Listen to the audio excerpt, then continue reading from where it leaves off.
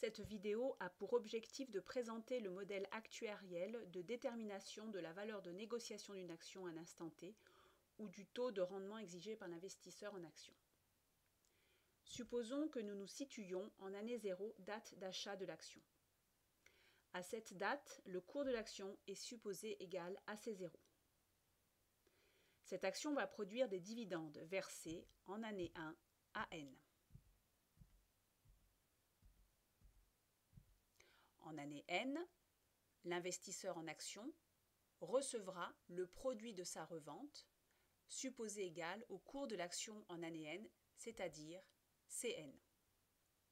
On peut calculer la vanne de cet investissement en posant T égale taux d'actualisation. On obtient ainsi la formule suivante. Vanne égale D1 divisé par 1 plus T, plus D2 divisé par 1 plus T exposant 2, plus Dn divisé par 1 plus T exposant N, plus Cn, le cours de l'action en N, divisé par 1 plus T exposant N, moins l'investissement initial, ici égal à C0. En supposant que les dividendes sont constants et égaux à D, on obtient, en utilisant la formule de la somme de termes en progression géométrique, une formule simplifiée comme suit. La simplification vient des premiers termes de l'égalité, ici présents dans l'accolade, et simplifiés comme l'indique la formule. Si le taux d'actualisation correspond au taux de rendement exigé par l'investisseur, la vanne sera nulle.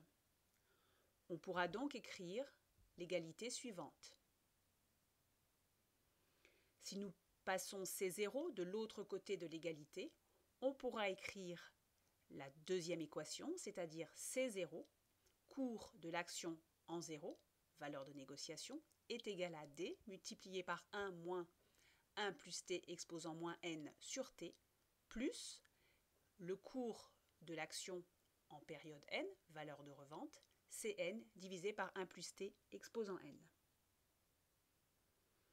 Cette formule est complexe. On va rechercher la simplification en supposant que la période de rendement est infinie.